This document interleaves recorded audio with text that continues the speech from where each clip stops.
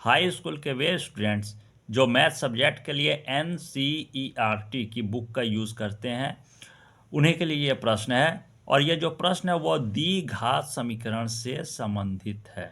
अब इस प्रश्न में क्या पूछा गया है, इसे मैं पहले क्लियर कर दे रहा हूँ। प्रश्न में पूछा गया है कि k का धनात्मक मान ज्ञात कीजिए। तो इस प्रकार के प्रश्न में क्या है, अधिकतर जो है वह एक ही द्विघात समीकरण के रूप में पूछा जाता है। और जब यहाँ पर दो द्विघात समीकरण है दिया हुआ है, इसका मतलब यह है कि यह प्रश्न जो है वह आपका दीर्घ उत्तरीय प्रकार के प्रश्नों के रूप में आपको जब आप देखेंगे तो आपको इस प्रकार का प्रश्न मिल जाएगा। अब इस प्रश्न में क्या है, एक कंडीशन अप्लाई है कि यदि मूल वास्तविक है तो इस बात को ध्यान में रखते हुए हमें इस प्रश्न को सॉल्व करना है।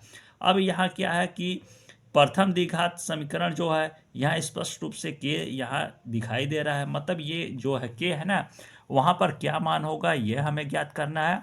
और सेकंड समीकरण में भी के स्पष्ट रूप से यहाँ पर दिखाई दे रहा है, मतलब कि यहाँ के पर क्या मान हो सकता है यह हमें क्लियर करना है। तो इस प्रकार के प्रश्न में सबसे पहले क्या करेंगे, पहले जो द्विघात समीकरण है उसकी तुलना हम व्यापक या मानक द्विघात समीकरण से करेंगे। यहाँ पर सबसे पहले हम प्रथम द्विघात समीकरण को लिखेंगे, उसके बाद यहाँ पर जो है व्यापक या मानक द्विघात समीकरण का जो स्वरूप होता है उसे हम नीचे लिख लेंगे। तो यह हमारा है प्रथम द्विघात समीकरण, तो यहाँ लिख लेंगे यहाँ पर फर्स्ट। अब यहाँ जो है व्यापक या इसे मानक द्विघात समीकरण भी कहते हैं, इसके स्वरूप से हमें तुलना करनी है। तो यहाँ पर क्या है, सबसे पहले देख लेंगे कौन सी चीज़ें सेम है और कौन सी चीज़ें डिफरेंस है। तो यहाँ एक्स स्क्वायर है, यहाँ भी एक्स स्क्वायर है, यहाँ एक्स है, यहाँ भी एक्स है, यहाँ इसकल टू जीरो है, यहाँ भी इसकल टू जीरो है। अब डिफरेंस क्या है कि यहाँ ए बी सी है, जबकि यहाँ पर वन माना जाता है, तो ए की जगह यहाँ पर वन है, बी की जगह यहाँ पर स्मॉल लेटर में के है, और सी की जगह यहाँ पर 64 है। तो जाहिर है हमारा ए का मान होगा 1, बी का मान होगा के, और सी का मान होगा 64। तो इसको स्पष्ट रूप से हम एक सीधी लाइन में यहाँ लिख लेंगे कि ए का मान होगा, यहाँ पर जीरो नहीं माना जाता है, ध्यान रखिएगा जीरो नहीं माना जाता है, यहाँ माना जाता है 1। तो ए इक्वल टू हो जाएगा हमारा 1, कॉमा बी का मान हमारा हो जाएगा, तो यहाँ बी का मान होगा स्मॉल लेटर में के, कॉमा अब सी का मान है तो सी इक्वल टू हो जाएगा, यहाँ है 64, तो हो जाएगा हमारा 64। अब क्या करेंगे, ए बी सी इन तीनों मानों को हम क्या करेंगे, विविक्तर के सूत्र में समायोजित कर देंगे। लेकिन यहाँ ये ध्यान दीजिएगा कि ये जो कंडीशन है ना दिया हुआ, कि प्रश्न में जो कंडीशन दिया हुआ है कि मूल वास्तविक है, तो इसी के अनुसार हमें प्रश्न को सॉल्व करना होगा। तो यहाँ पर क्लियर लिख देंगे कि यदि मूल वास्तविक है, यदि मूल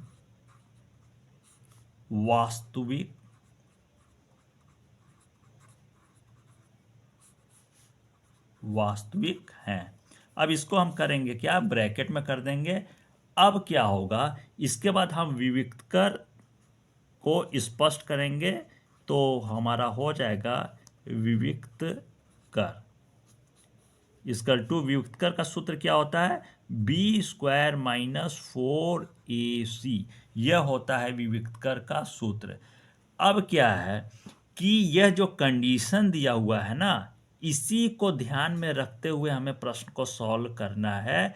तो यदि द्विघात समीकरण में एक बहुत सामान्य सा नियम है कि यदि किसी भी प्रकार के द्विघात समीकरण के मूल यदि वास्तविक हो, तो उस स्थिति में दो स्थितियां बनती हैं, किसके लिए, विविक्तकर के लिए दो स्थितियां बनती हैं कि विविक्तकर का मान या तो शून्य के समतुल है, यानी कि विविक्तकर का मान शून्य के या तो बराबर है, और या तो विविक्तकर का मान शून्य से जरूर ही ज्यादा है, मतलब शून्य से अधिक है। तो इसके लिए क्या करेंगे, हम यहाँ एक सिंबल का प्रयोग करेंगे कि विविक्तकर का, पहले यह क्लियर करेंगे कि विविक्तकर का मान शून्य से अधिक है, तो इसके लिए हम इस सिंबल का उपयोग कर देंगे और यहाँ कर देंगे जीरो। अब क्या है, दूसरा एक नियम और जुड़ जाता है कि या तो विविक्तकर का मान जो है वह शून्य के इक्वल में है, बराबर है। इसके लिए बस यहाँ एक लाइन इस तरह खींच देंगे तो यह जो पूरा सिंबल बनेगा ना, इसके दो मतलब होंगे। ये जो सिंबल बनेगा उसके दो मतलब होंगे कि विविक्तकर का मान जो है वह शून्य से अधिक है, और या तो यह जो नीचे है ना सिंबल, इसका मतलब यह भी हो जाएगा कि विविक्तकर का मान जो है वह हमारा शून्य के समतुल्य है, मतलब शून्य के बराबर है। तो इस सिंबल को हम इंक्रीज कर देंगे और साथ में जीरो को यहाँ पर लिख देंगे। अब इससे क्या होगा कि हमारे सभी नियमों की पूर्ति हो जाएगी। और नियम क्या है, जो कंडीशन प्रश्न में दिया हुआ है कि मूल वास्तविक है, तो यहाँ मैं एक बार रिपीट कर दे रहा हूँ कि यदि मूल वास्तविक होते हैं द्विघात समीकरण में, तो उस स्थिति में हमारे विविक्तकर का मान जरूर ही शून्य से ज़्यादा है या शून्य के इक्वल में है। तो इस तरह से आपको प्रश्न में यहाँ पर यह सिंबल लिखकर क्या करना होगा, यहाँ जीरो इंक्रीज करना होगा, तभी जाकर इस प्रश्न को हम आगे सॉल्व कर पाएंगे। अब क्या होगा, यहाँ हम विविक्तकर के मान में ए बी सी के मान को क्या करेंगे, यहाँ लिखकर आगे सॉल्व करेंगे। तो क्या होगा, सबसे पहले बी स्क्वायर है तो यहाँ के है, बी का मान बी इक्वल टू के है, तो यहाँ पर हो जाएगा हमारा के स्क्वायर, फिर माइनस है तो माइनस लग जाएगा, फिर 4 है 4 लग जाएगा। ए के मान को इंटू करके लिख देंगे, तो ए का मान हमारा क्या है, यहाँ पर 1 है तो इंटू हो जाएगा 1। इसके बाद सी के मान को इंटू करके लिख देंगे। अब सी का मान है हमारा 64, सी इक्वल टू 64, तो 64 कर देंगे। इसके बाद हम ये सिंबल कर देंगे और ज़ीरो। इसका मतलब क्या हो गया है कि इसके बाद हमें इसे सावधानी पूर्वक ही आगे सॉल्व करना है, तो हमारा प्रश्न क्या हो जाएगा, 100% सही सही सॉल्व होगा। यहाँ क्या हो जाएगा आगे कि के स्क्वायर है तो के स्क्वायर का जस्ट के स्क्वायर होगा माइनस, अब 64 में जब हम 4 का गुणा करेंगे सावधानी पूर्वक तो हमारा आएगा 256। यहाँ इस तरह से हो जाएगा, के स्क्वायर हो गया, फिर माइनस है तो माइनस हो जाएगा। अब 64 में 4 का जब गुणा करेंगे तो हमारा आएगा 256। अब क्या करेंगे, इस सिंबल को जस्ट लगा देंगे और जीरो को इंक्रीज कर देंगे। अब यहाँ क्या करना है हमें कि यहाँ के का मान निकालना है ना, तो यह इधर हो जाएगा हमारा के स्क्वायर, यहाँ हो जाएगा के स्क्वायर, और इस सिंबल के इस तरफ क्या करेंगे, ये जो -256 है इसको हम पक्षांतर करेंगे।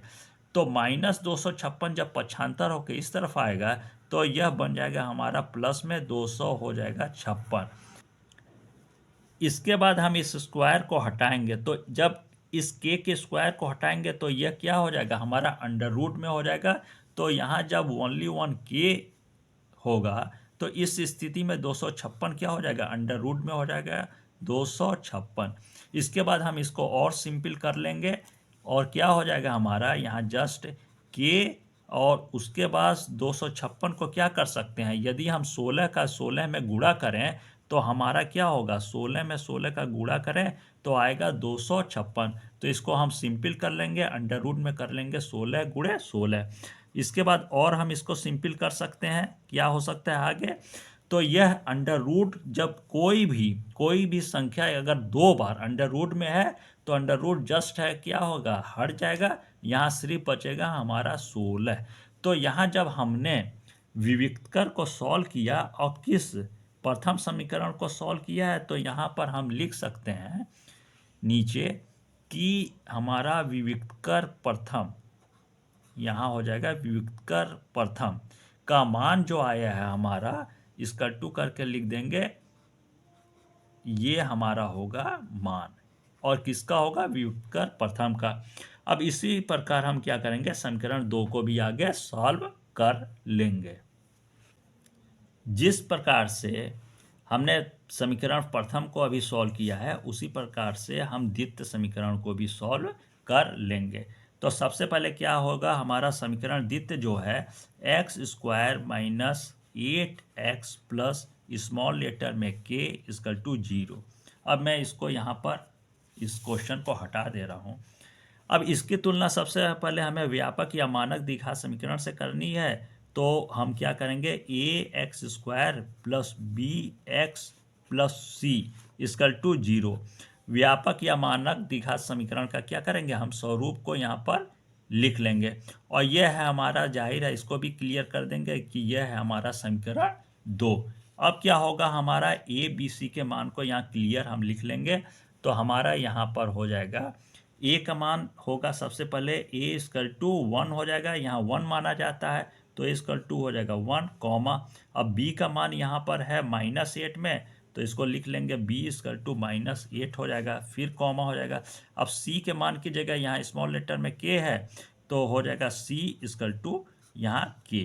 क्या है कि ए बी सी इन तीनों मानों को हम विविक्तकर के सूत्र में क्या करेंगे, समायोजित कर देंगे। अब जो कंडीशन दिया हुआ है कि मूल वास्तविक है, तो उसके बारे में भी हम यहाँ क्लियर लिख देंगे ब्रैकेट में कि यदि मूल वास्तविक हैं, यदि मूल वास्तविक हैं, वास्तविक हैं, और इसे हम कर देंगे ब्रैकेट में। क्या है कि प्रथम समीकरण और द्वितीय समीकरण दोनों के लिए यह कंडीशन प्रश्न में दिया हुआ है। तो मैंने पहले ही बताया है कि जब मूल वास्तविक हो तो यहाँ क्या हो जाएगा हमारा विविक्त कर। अब विविक्त कर का सूत्र क्या होता है, तो विविक्त कर का सूत्र है हमारा हो जाएगा बी स्क्वायर माइनस 4ac। अब इसमें इंक्रीज क्या करना है, तो मैंने बताया है इस सिंबल का उपयोग करेंगे और आगे 0 इंक्रीज कर देंगे। इसका मतलब क्या हो जाएगा, विविक्त कर का मान जो है वह 0 से या तो ज़्यादा है और या तो है हमारा 0 के बराबर।